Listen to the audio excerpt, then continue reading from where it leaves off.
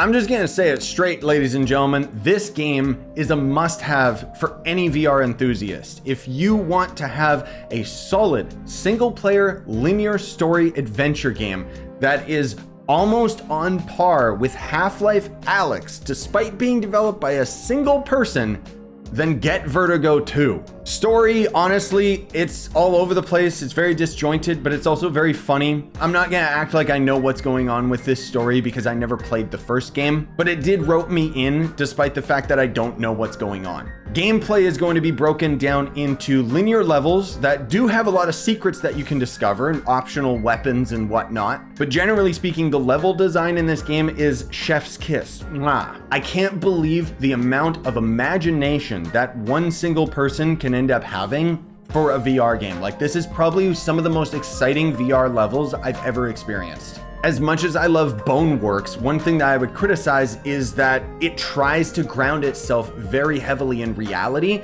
with a lot of, cityscapes and so on and so forth. Vertigo 2, on the other hand, is more like the original Half-Life, where you're just thrown into weird alien environments and there's all these creepy, ugh, what's going on? This is strange, but I like it. Like, look at these guys. Aren't these guys freaky? The guns are also something worth noting because even though they are just your generic shotgun, grenade launcher, magnum, so on and so forth, they all end up having another otherworldly charm about them. Like, this is the grenade launcher. Just look at this thing. Now you see why I mentioned that it's like Half-Life. As you're progressing through the levels, you can find upgrade stations which will allow you to put one modification on your guns, and each gun has multiple modifications. Unfortunately, there are not enough upgrade stations for you to max out your guns in one playthrough, but that's where, when you beat the game, you'll unlock New Game Plus, allowing you to replay through the campaign to upgrade more of your guns. And you're gonna need every upgrade you can get. Stability is actually one thing that I would suggest you get right away, because the guns in this game are really wild. They flop all over the place and it gets really annoying really fast. But I feel like this was intentional so that the stability stat actually served a purpose instead of just being a stat that you get because you have to, not because you want to. Bosses. Oh my god. I think if there's one thing that I loved most about this game, it was the level design and the bosses. These bosses are great in their own right. Like, take these bosses out of VR, they're still really good. The variety of bosses, the fact that they had multiple phases, they all have their own unique soundtrack, it's crazy. Speaking of impressive, let's talk about the graphics. Just look at this game. Look at this. What about this area? What about here?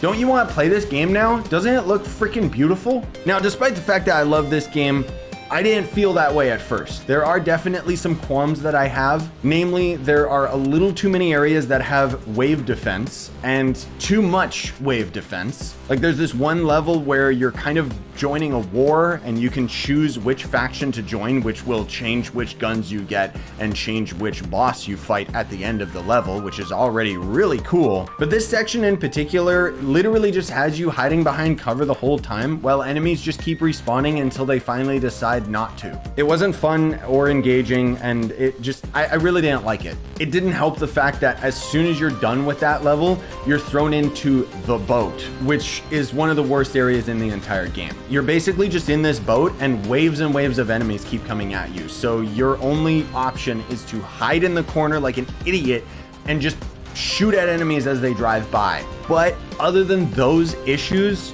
the rest of the game is superb. And as far as an arbitrary number score is concerned, I gotta give it a 4 out of 5. I would give it a 5 out of 5 if not for the difficulty spikes in certain areas with too many waves of enemies. Those areas more so tested my patience rather than my endurance. But even despite those complaints, this is one of the best single player VR experiences out there.